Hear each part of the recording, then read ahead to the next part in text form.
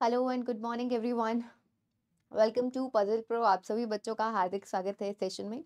I hope कि आप सभी बच्चे बिल्कुल ठीक ठाक होंगे, बचे हुए होंगे सर्दी से, है ना, और लगे हुए होंगे एसबीआई क्लर्क मेंस की तैयारी में। बहुत से बिगिनर बच्चे भी होंगे जो इस साल टारगेट कर रहे हैं कि हमको बैंक एग्जाम निकालना है, तो उन्होंने शुरुआत से अपनी तैयारी स्टार्ट कर दी होगी। वेल आई होप कि सभी बच्चों की तैयारी बहुत बढ़िया चल रही है, और आप सभी की तैयारी को और बढ़िया बनाने के लिए मैं आज ये सेशन लेकर आई हूँ एसबीआई क्लर्क मेंस के लिए, जिसमें हम लोग 2 क्वेश्चंस करने वाले हैं इनपुट आउटपुट के। बहुत बहुत बहुत ही बढ़िया क्वेश्चंस लेकर आई हूँ आपके लिए, और एक सीटिंग अरेंजमेंट लेकर आई हूँ, रेक्टेंगुलर सीटिंग अरेंजमेंट। ये जो सीटिंग अरेंजमेंट है ये कुछ ऐसा है जो कि मैंने आपके लास्ट ईयर के जो एग्जाम्स देखे हैं बिल्कुल हूबहू उसी लेवल का। जनरली मैं आपको बता ही देती हूँ कि क्वेश्चंस का लेवल अच्छा रहता है, बहुत अच्छा रहता है, पेपर में पूछा जाता है उससे ऊपर के लेवल के क्वेश्चंस कराती हूँ। आज वाला जो क्वेश्चन है वो कुछ एग्जैक्ट लेवल का है, ठीक है। इनपुट आउटपुट के क्वेश्चन एसबीआई क्लर्क मेंस के हिसाब से काफी अच्छे हैं, ठीक है। तो चलो स्टार्ट करते हैं। आई नो आप सभी बच्चे थोड़ा सा नाराज हो गए कि मैम रेगुलर नहीं आती हैं, बट बच्चे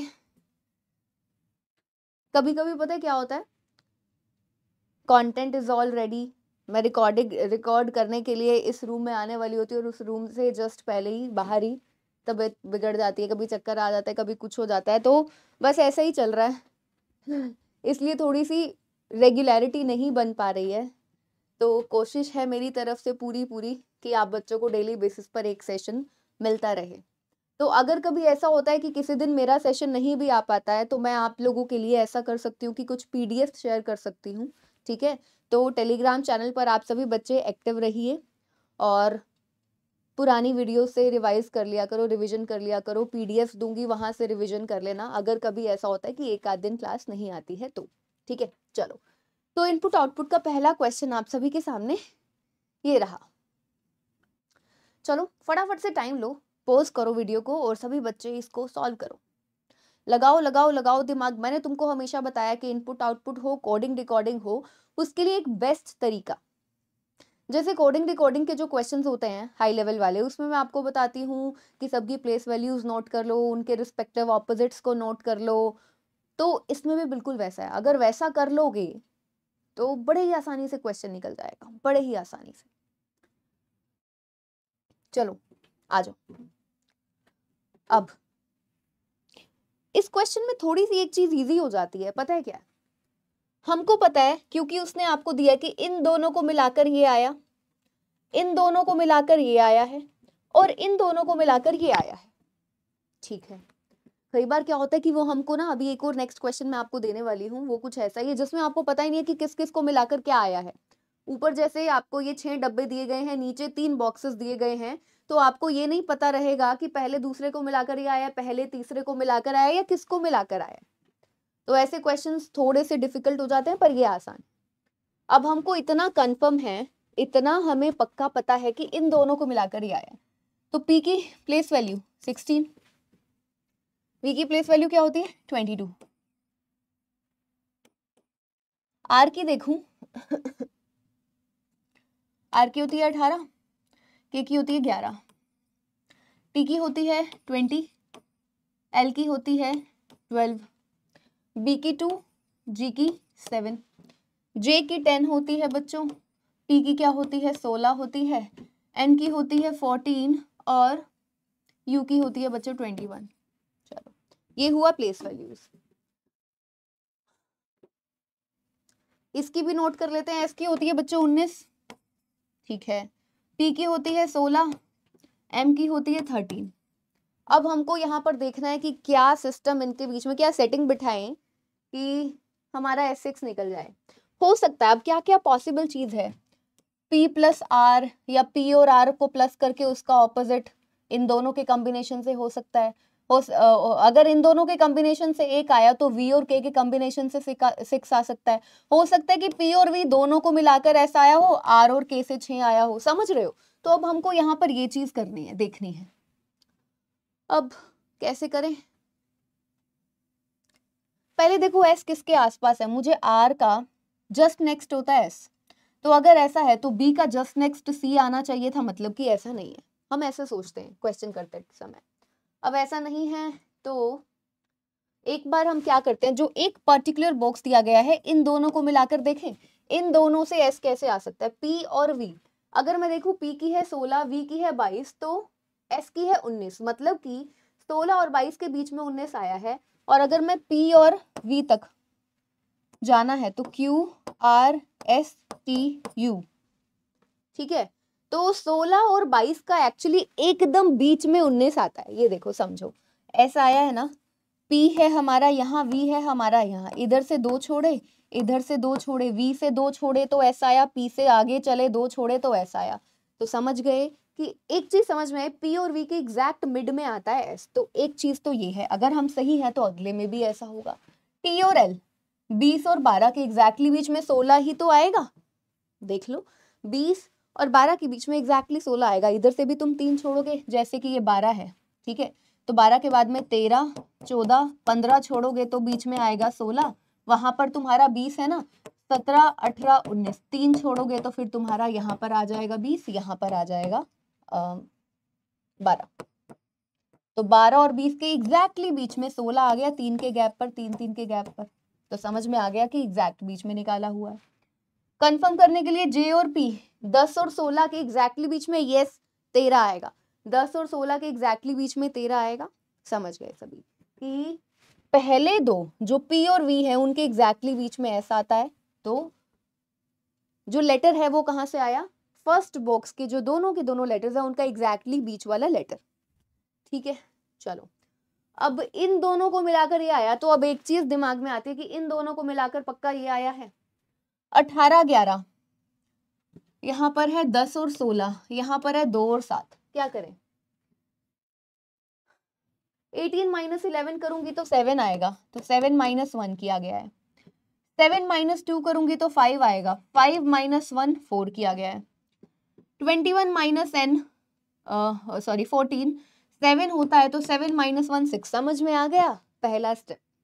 आई नो कि जब हम खुद से करते हैं तो थोड़ा सा ऐसा लगता है कि नहीं समझ में आ रहा, जब टीचर कराता है तो बढ़िया। ये बात है सिर्फ और सिर्फ प्रैक्टिस की, जितना ज्यादा आप मॉक टेस्ट दोगे, वहां से इन क्वेश्चंस को सॉल्व करोगे, इनपुट आउटपुट के क्वेश्चंस को सॉल्व करोगे, उतना ही दिमाग खुलता जाएगा और फिर अपने आप दिमाग चलने लग जाएगा कि ऐसा हो सकता है, ठीक है। अब जैसे कि इन दोनों को मिलाकर ही आया था, मैंने आपको सबसे पहले क्या बोला, पॉसिबिलिटी कुछ भी हो सकती है, इन दोनों को मिलाकर, पहला पी और आर को मिलाकर, हो सकता है कि पी और के को मिलाकर भी, तो ऐसा हम एक एक करके चेक करते हैं। तो मैंने पहले जो बॉक्स से गिवन था उन दोनों को मिलाकर देखा, तो मुझे पी और वी के बीच में एस मिल गया, टी और एल के एग्जैक्टली बीच में पी मिल गया, जी और पी के एग्जैक्टली बीच में एम मिल गया, मेरा काम हो गया।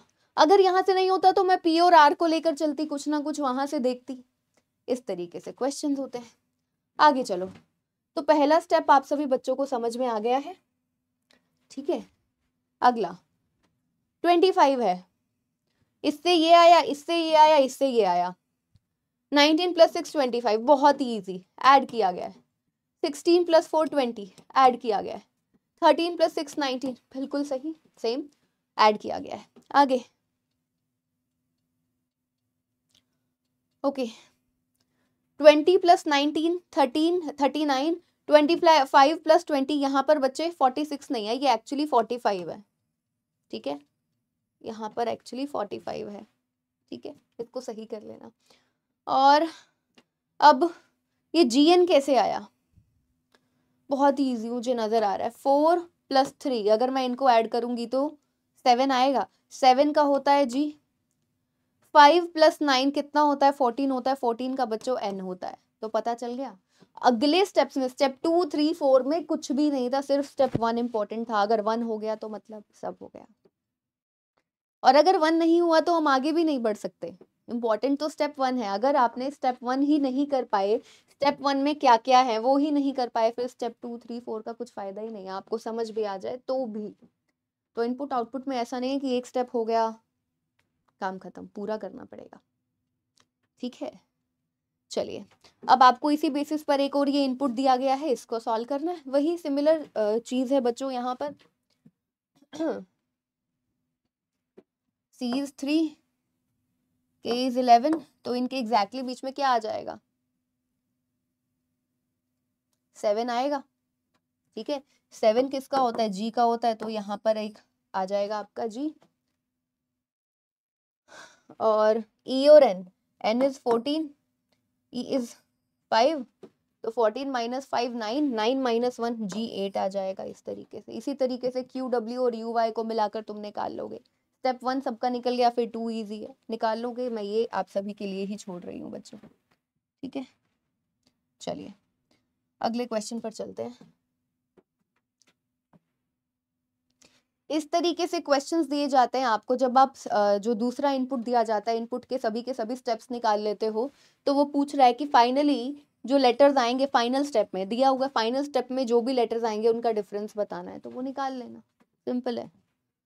ओके चलो अगला क्वेश्चन, बहुत ही बढ़िया, बहुत बहुत बहुत ही बढ़िया क्वेश्चन है आप सभी के सामने, देखिए।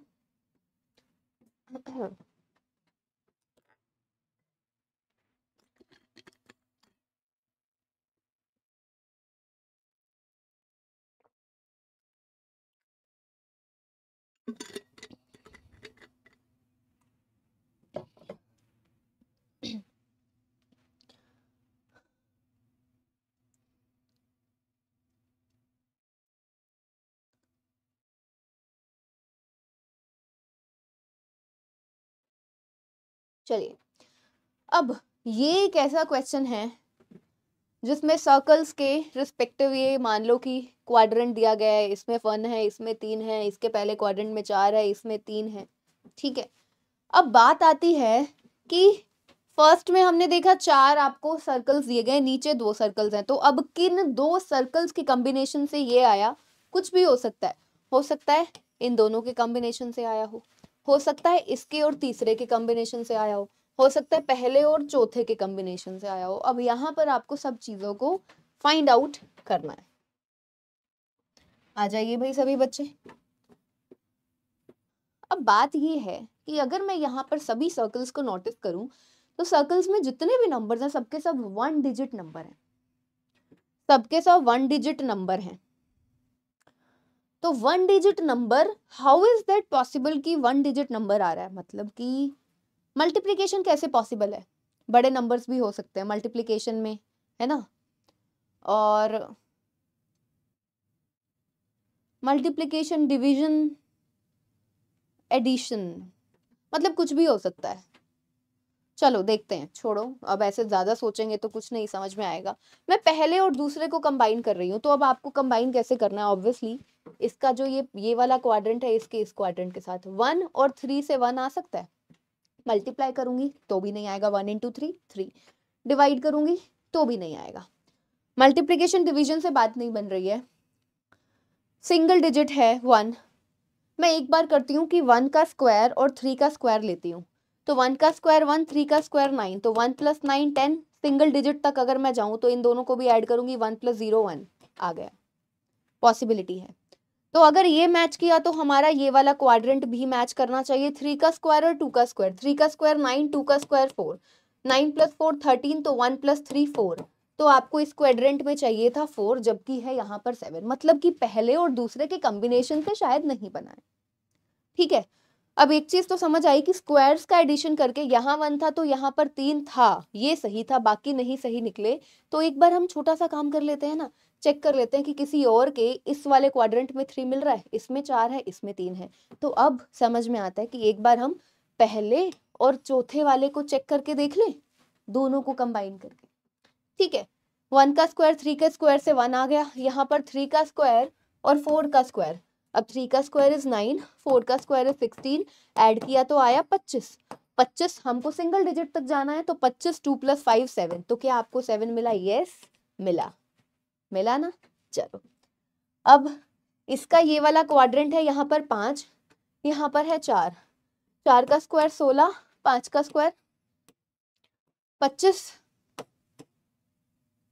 41 आया, 41 को सिंगल डिजिट तक, मतलब कि अब आप ऐड करते जाओ, 4 प्लस 1 5, बिल्कुल सही, मतलब हमको समझ में आ गया कि यहाँ पर क्या किया गया, फर्स्ट और फोर्थ का कॉम्बिनेशन हुआ है, तो यहाँ पर 2 है, यहाँ पर 2 है, 2 का स्क्वायर 4, 2 का स्क्वायर 4, 4 प्लस 4 8, सिंगल डिजिट ही है, समझ में आ गया क्या किया गया, पहले और चौथे को कंबाइन किया गया है और सभी के स्क्वायर्स को ऐड किया गया है, तो फर्स्ट और फोर्थ का कॉम्बिनेशन, मतलब अब पक्का है कि इन दोनों को कंबाइन किया गया होगा, सेकंड और थर्ड से ये आया। फिर भी कंफर्म कर लेते हैं, 3 का स्क्वायर 4 का स्क्वायर, 9 एंड 16, 25, 25 2 + 5 7, बिल्कुल सही।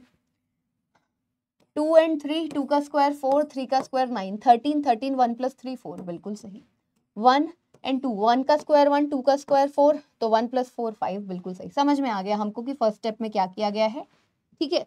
तो इसी पर बेस जो क्वेश्चन आपको दिया गया है, ये इनपुट आपको दिया गया है, तो अब आप सॉल्व कर सकते हो ना। पहले और चौथे में लेना है, तो यहाँ पर 3 है, यहाँ पर 2 है, तो 3 का स्क्वायर 9 और 2 का स्क्वायर 4, 9 + 4 13, तो मतलब कि यहाँ पर इधर ऐसे आ जाएगा आपका 4, हाँ। यहाँ पर 4 है, वहां पर 3 है, 4 का स्क्वायर 16, 9, 16 + 9 25, तो यहाँ पर आ जाएगा तुम्हारा 7। इसी तरीके से यहाँ पर 5, यहाँ पर 4, 25 और 16 41, यहाँ पर आ गया तुम्हारा 5। सिमिलरली यहाँ पर है 2, यहाँ पर है 1, तो 2 का स्क्वायर 4 एंड 1 का स्क्वायर 1, तो 5 आ गया यहाँ पर भी। तो पहले और चौथे से हमने निकाल लिया फर्स्ट स्टेप, अभी पूरा नहीं निकला है, सेकंड और थर्ड का कॉम्बिनेशन बाकी है, इन दोनों से आप निकाल लो क्या बनेगा,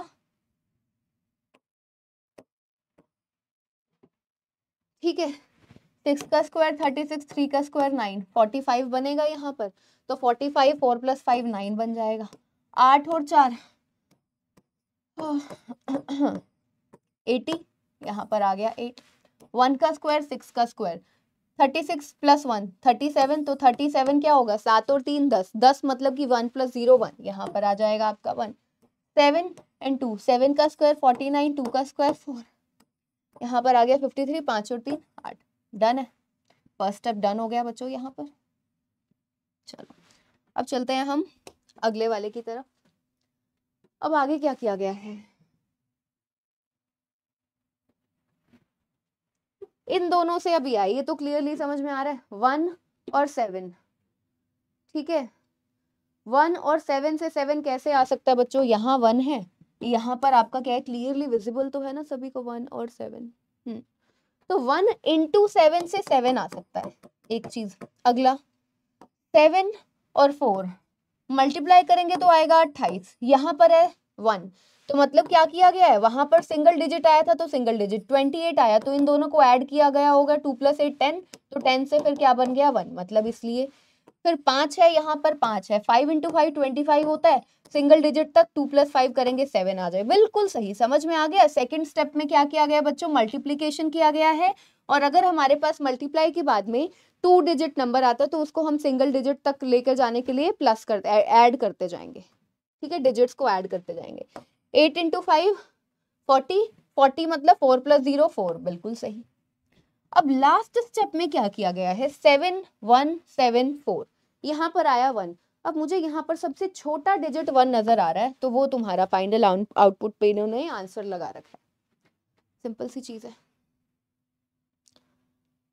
आई होप कि आप सभी बच्चों को ये क्वेश्चन समझ में आ गया होगा। अब ये हो गया, तो अब सिंपल है, 4 × 9 36 होता है, तो 36 6 + 3 9, मतलब कि यहाँ पर जो आपका बनेगा इसमें आ जाएगा 9। 7 × 8 56, 6 और 5 11, 1 + 1 2। 5 × 1 5, 5 × 8 8 5 40, 4 + 0 4। अब सबसे छोटा क्या है 2, तो इसका फाइनल आउटपुट हो गया ये 2। चलो अब आपसे कुछ भी पूछे फर्स्ट स्टेप में, sum of numbers obtained in first step, first step में जितने भी आपके आए हैं उन सबका सम ऑफ नंबर्स बता दीजिए, कुछ नहीं है आगे। अगला क्वेश्चन आ गया है आप सभी के सामने।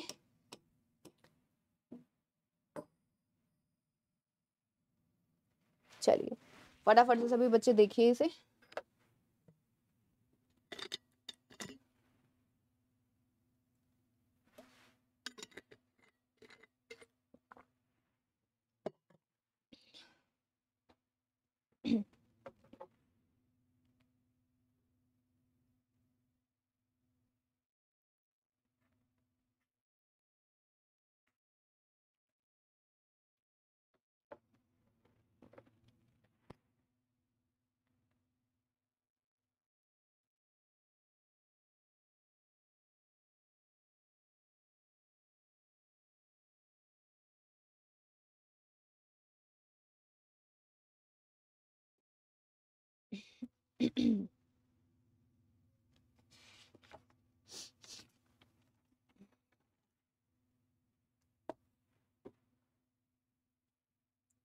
चलिए आ जाइए।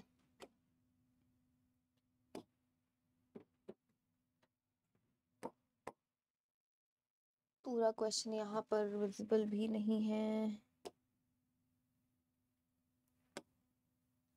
चलिए, कहता है प्रियांशु, सोनम, त्रिलोक, मुकेश, असीम, नवीन, चेतन, जॉन, PSTMANC,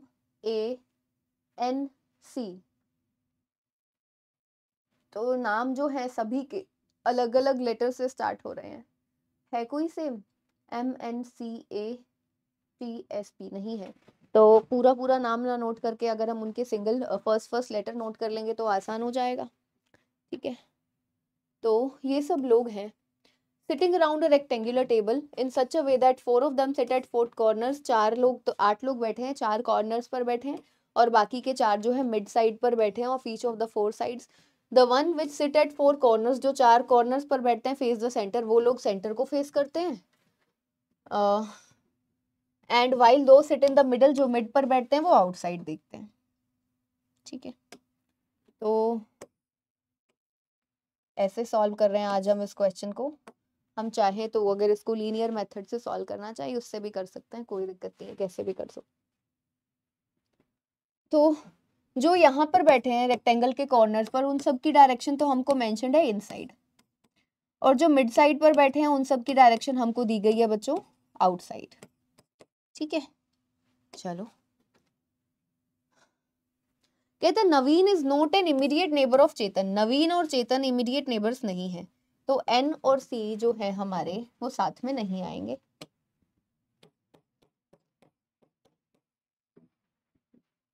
आगे चलिए। Mukesh is an immediate neighbour of Naveen. Mukesh immediate neighbour है नवीन का। M और N इमीडिएट नेबर्स हैं। M और N दोनों इमीडिएट नेबर्स हैं। ठीक है।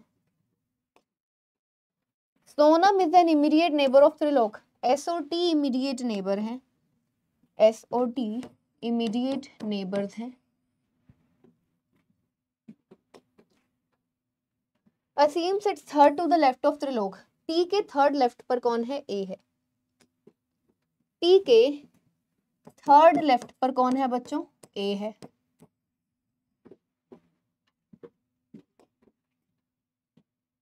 Trilok faces outside. उसने कहा है कि त्रिलोक की डायरेक्शन क्या है? आउटसाइड। आउटसाइड वाले कौन से हैं? जो मिड पर बैठते हैं। तो आपका जो T है बच्चों वो मिड साइड पर आ जाएगा, सीधी सी बात है। ठीक है, हम चाहें तो इसको यहां से स्टार्ट कर सकते हैं, कर तो सकते हैं क्योंकि त्रिलोक बीच में बैठा है। अगर मैं त्रिलोक को यहां बना देती हूँ, T के थर्ड लेफ्ट पर A है, 1 2 A यहाँ पर आ गया। अब T और S इमीडिएट नेबर्स हैं, तो S यहाँ आ सकता है, यहाँ आ सकता है। तो मैं थोड़ा सा रुक जाती हूँ, अभी क्वेश्चन मेरा काफी आधा क्वेश्चन पड़ा है, नोट डाउन करना, रुक जाती हूँ। Only 2 person sit between Aseem and Priyanshu. A और P के बीच में 2 लोग हैं। असीम प्रियांशु के बीच में 2 लोग हैं। ये लीजिए। Mukesh is neither immediate neighbour of Priyanshu nor Aseem. Mukesh ना तो P का इमीडिएट नेबर है ना A का। M P और M A साथ में नहीं है। M P साथ में नहीं है और M और A भी साथ में नहीं है।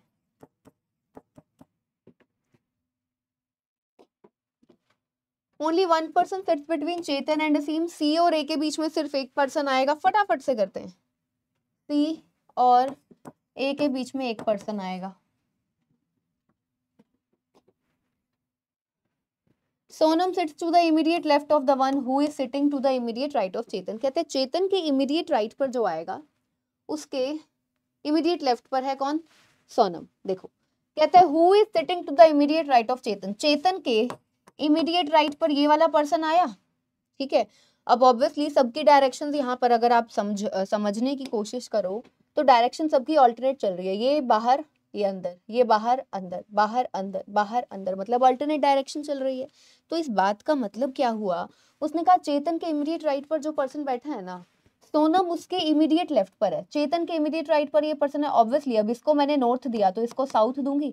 अब चेतन के इमीडिएट राइट पर ये पर्सन है, इसका इमीडिएट लेफ्ट राइट ये होगा चेतन, इमीडिएट लेफ्ट पर यहाँ पर है सोनम। तो हम समझ गए, ऐसा हो गया।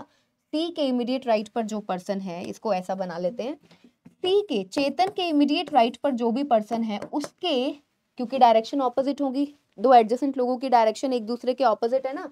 अगर ये ऐसा है तो इसके साथ वाले की डायरेक्शन क्या है, अंदर है, ये आउटसाइड है, ये इनसाइड हो गया, है ना। तो चेतन के इमीडिएट राइट पर जो पर्सन है उसके इमीडिएट लेफ्ट पर है सोनम।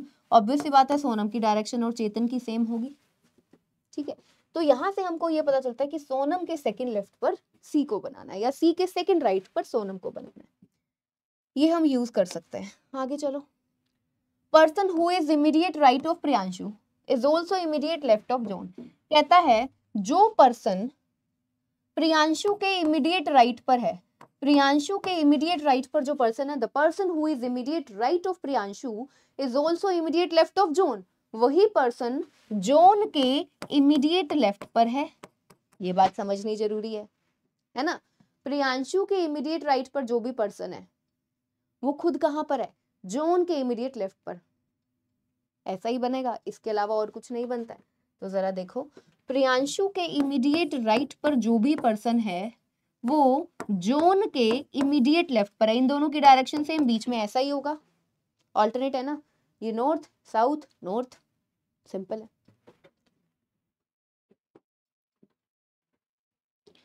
ओके, ज्यादा कुछ बचा नहीं है, बस फटाफट से कर लेते हैं। The person who is immediate left of Naveen, जो नवीन के इमीडिएट लेफ्ट पर है, is also second to the right of Mukesh who sits at one of the corners. अब आपका जो मुकेश है ना वो कॉर्नर्स पर बैठता है, आपका जो मुकेश है वो है कॉर्नर पर, ठीक है। और क्या कह रहा है,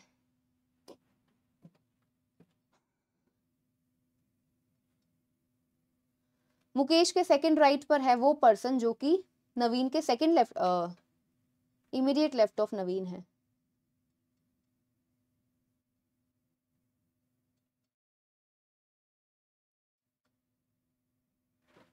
देखो कहता है मुकेश के सेकंड राइट पर जो पर्सन बैठा है ना, ये कहाँ पर है, मुकेश कॉर्नर पर है, मुकेश के सेकंड राइट पर जो पर्सन बैठा है वो इमीडिएट लेफ्ट पर है नवीन के इमीडिएट लेफ्ट पर है। तो हम इसको यहाँ से भी क्वेश्चन को हम चाहें तो स्टार्ट कर सकते हैं, है ना, क्योंकि ये भी हमारे पास क्या है बच्चों, एक एग्जैक्ट इन्फॉर्मेशन हो गई ना हमारे पास में, ठीक है। चलो कोई बात नहीं, मुकेश हमारा कॉर्नर पर हो गया, मुकेश के सेकंड राइट पर जो पर्सन है वो नवीन के इमीडिएट लेफ्ट पर है ना। तो नवीन का इमीडिएट लेफ्ट कैसे हो पाएगा, यहाँ से हो पाएगा या यहाँ से, नवीन यहाँ पर आ जाएगा, फिर तभी नवीन के इमीडिएट लेफ्ट पर आ पाएगा। मुकेश, ध्यान से समझो मुकेश के सेकंड राइट पर जो पर्सन है वो नवीन के इमीडिएट लेफ्ट पर है। तो मैंने यहाँ पर आपके सामने क्या किया, 1 2 3 4 सीट्स बनाई। मुकेश के सेकंड राइट पर ये है, पहले तो डायरेक्शन ऐसी होगी, पक्की बात है। मुकेश के सेकंड राइट पर आया ये वाला पर्सन। अब ये पर्सन किसके इमीडिएट लेफ्ट पर है, नवीन के इमीडिएट लेफ्ट पर है। तो नवीन को यहाँ बनाओगे कि यहाँ बनाओगे तो नवीन का इमीडिएट राइट होगा, यहाँ बनाओगे तो नवीन का इमीडिएट लेफ्ट हो जाएगा। तो मतलब एम और एन इमीडिएट नेबर्स हो गए, ठीक है। चलो अब ए और पी के बीच में 2 का गैप है, 1 2 टी 1 2 पी हमारा आ गया यहाँ पर, ठीक है। और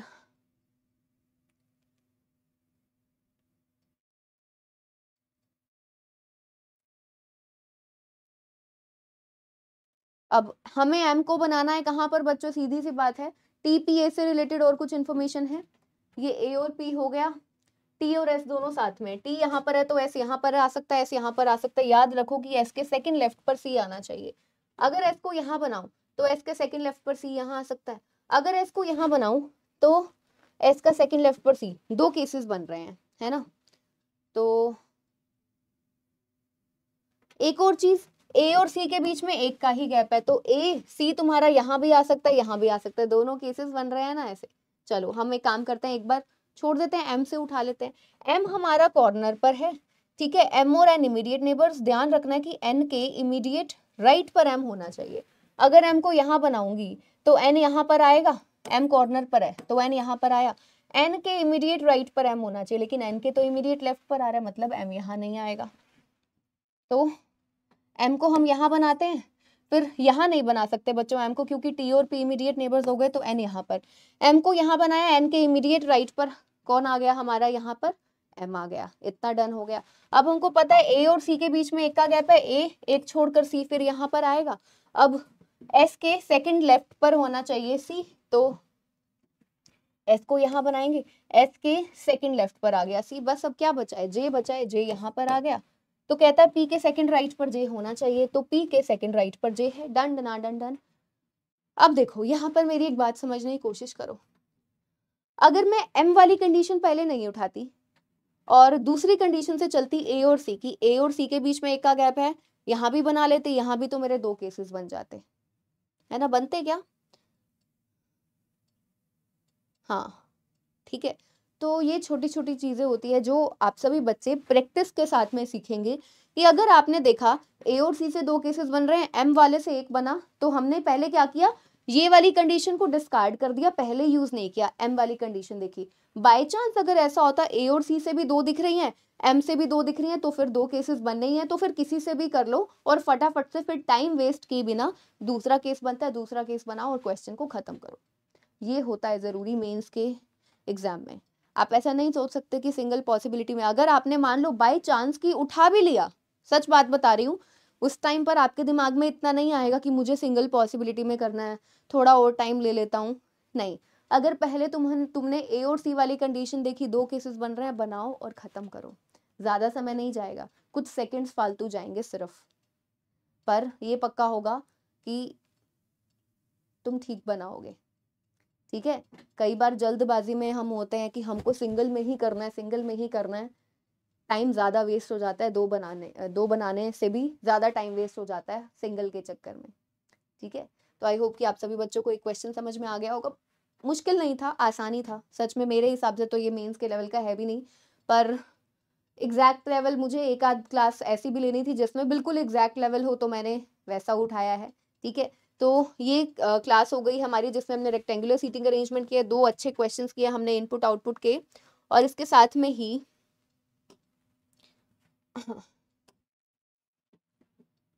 अगले सेशंस में भी मैं आपके लिए कोडिंग डिकोडिंग जो ज़्यादातर पूछे जाते हैं, कोडिंग डिकोडिंग के क्वेश्चंस, अल्फा न्यूमेरिक कोडिंग मैंने अभी तक आपको नहीं कराया, तो अल्फा न्यूमेरिक कोडिंग डिकोडिंग का सेशन लेकर आऊँगी। तो जितने भी सेशंस हैं बेशक रिकॉर्डेड है, प्लीज़ आप सभी बच्चे देख लीजिए। जो बच्चे टेलीग्राम पर ज्वाइन नहीं है, रिक्वेस्ट है टेलीग्राम पर ज्वाइन हो जाओ। टेलीग्राम के सर्च बार में डालो @पारुल मैम, चैनल का नाम है रीजनिंग चेकलिस्ट बाय पारुल गेरा। 1 लाख से ऊपर सब्सक्राइबर्स हैं बच्चे, वहाँ पर आप ज्वाइन हो जाओ। फेक चैनल में बिल्कुल भी ज्वाइन नहीं हो जाना है। ठीक है। तो डेली बेसिस पर आपको चेकलिस्ट भी मिलती है, जो सेशंस हो जाते हैं उनकी पीडीएफ भी मैं वहाँ पर शेयर करती हूँ। ठीक है। और जिन बच्चों ने सब्सक्राइब नहीं किया चैनल को सब्सक्राइब कर लीजिए, और सेशन अच्छा लगे तो प्लीज़ बताइएगा, और आगे और कौन कौन से टॉपिक्स चाहिए आपको। लगभग तो वैसे मैं पेपर से पहले सब कवर अप करा दूंगी, बट जल्दी से जल्दी कौन सा चाहिए ज़रूर बताइएगा। मिलते हैं नेक्स्ट सेशन में, बाय बाय, टेक केयर।